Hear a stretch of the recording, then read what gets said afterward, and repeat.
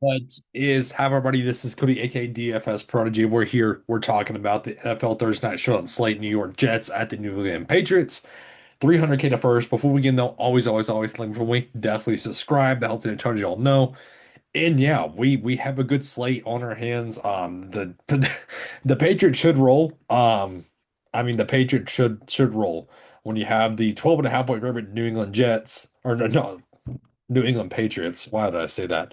900 money line. The Patriots going to roll here, but stranger thing has happened. We've had some nasty showdown slates that I just it has not been great. To be honest with everybody, it has not been great. I've been fading these defenses time and time again, and it's burned me. And I think I'm going to get burned once again here because I am not going to play the Patriots defense at 6-6 for the New England Patriots. But yeah, we'll talk about that. So again, always had like helps me out a ton. Helps out with the YouTube algorithm. You know how it goes, the stuff like that. We got the fidget spinner going already, and let's talk about it. Let's start off with the Jets. So on the Jets, are we going to have this mystery of who's going to be the starting quarterback? It should be Justin Fields. I mean, come on, Tyrod Taylor. This isn't it. It should be Justin Fields starting. I know he went 6 for 11 against the Browns, 7 for 28 rushing. I mean, it was atrocious. But if we're going to attack this defense, I think you should do it on the passing attack rather than the ground. Um, I'm leaning Justin Fields over Breece Hall. But Breece Hall at 10-2, that's a high price tag to pay. That's a high price tag to pay for Breece Hall, who has done games here against Carolina, against the Broncos, against Tampa Bay, against the Bills. I mean, he's had these great games against the Cincinnati Bengals. Who's look at that defense though? The Bengals defense, the Bengals defense is nothing. So I'm leaning towards Justin Fields, and that pains me to say, but hey, you may need the raw points from Bryce or for Breece Hall. You may need it. So, and then you have Isaiah Davis who's seeing some snaps as well at 4-2. That's a high price to pay for what his production is. If we look at the snap counts, I mean, yeah, for his production, that if we're going to get this right here, the 29 and the 33, kind of the splitting of the backfield, then it may be worth it. But no, not right now. It's not worth it. And then you have Kenny who's balling out on the special teams, but I'm not trusting that $200. And let's go to receivers to where this just becomes more of a mess. This is a giant mess. You have Lazard, who's been healthy and active, and you have the two newbies and John Michie and Adonai Mitchell, and you have Garrett Wilson doubtful, who he's not playing. I mean, let's be honest, he's gonna be sidelined yeah 3 to 4 weeks. He ain't playing. He ain't playing. So then, where do we go from here? We have Tyler Johnson as the next highest priced option at 3-4, Mitchell at 3,000, Lazard at 2,8, Smith at 1,6, Isaiah Williams at 1,2, and then Michie at 1,000. So if we look at the snaps, you had Garrett Wilson, yeah, right here, and week 10, who, yeah, he's gonna be silent for a while, like I said. So if we look back, you had Smith, Tyler Johnson, Lazard, and then Isaiah Williams. Now you add Michie into the mix. So then you have Adonai Mitchell into the mix. So this is where it gets kind of interesting, is who's going where. I still think that Arian Smith is going to see the bulk amount of snaps at 1-6.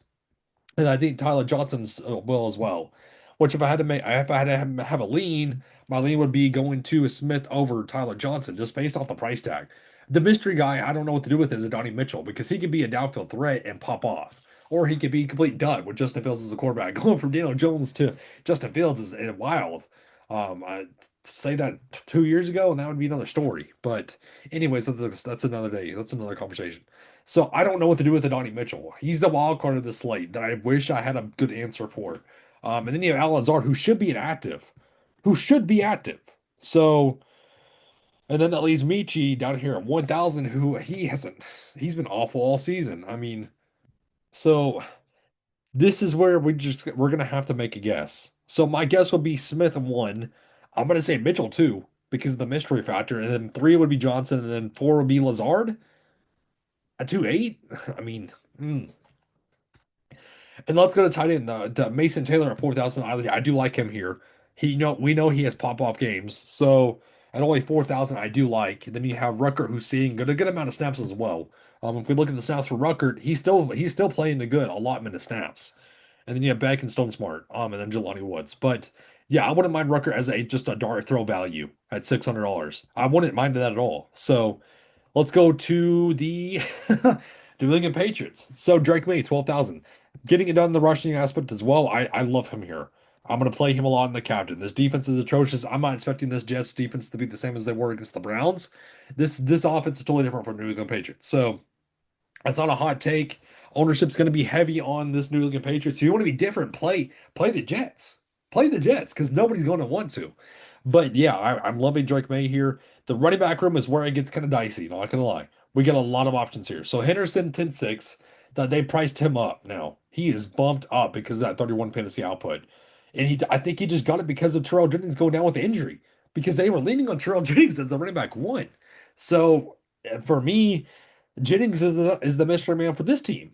Just like Adonai Mitchell was for the Jets. Jennings is the mystery one at 3-6. If he's suiting up and playing, he could be the running back one. And then you have Stevenson, who is questionable as well. So we need to watch the news on that and see what's going on with Stevenson because he's been out week 10 and week 9. If he's in the midst also, what does this mean for Henderson? Henderson's going to be the chalk right now with all the injuries if it's Stevenson and Jennings is out. But if they're both in, oof, oof. That's going to make Henderson a weird play at 10-6. This is like UFC where a fighter drops out and then still the same price tag for the fighter that's still in the card. And then he's facing a dog. I mean, the comparison's there. Because this is just where it gets interesting is what do you do with this price tag at 10-6 for Henderson? What are you going to do? Because if he scores two, 10-6 is going to be a great price tag. So I don't know. Oh, then you have Westover right here as priced as a running back at $200 who's going to get snaps in the tight end allotment, which we'll talk about in a second. But anyways, let's go to receiver. Stephon Diggs, Booty's questionable, Douglas, Hollins, Williams, and then Chisholm at 200. So Stephon Diggs, 98. I think he's a little bit overpriced. He's touchdown or bust because the yardage isn't getting there. 46, 38, 14, 69, 28. Other than that Buffalo game, which was a revenge narrative. Well, that was a revenge narrative. He's not getting it done. So we need that touchdown out of him.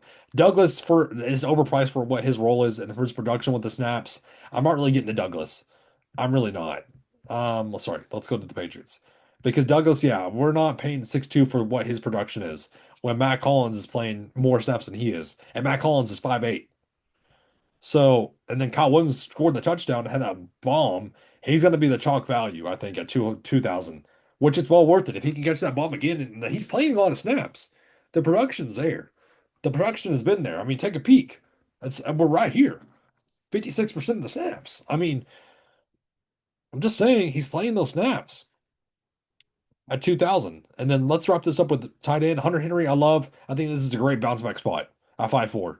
And then Austin Hooper's questionable. And then, like I said, we have Westover who saw snaps, who's a running back, 25% of the snaps. So if there's no Austin Hooper, Westover at $200 might be a dart throw. It might be a dart throw. So yeah, this is going to be an interesting slate. So if we try to say we tried to go with what are we doing here? Yeah, there we go. Well, Drake May at the cap. That's 6-4 left over. 6-4. Oof, oof. Hunter Henry, Taylor, Adonai Mitchell,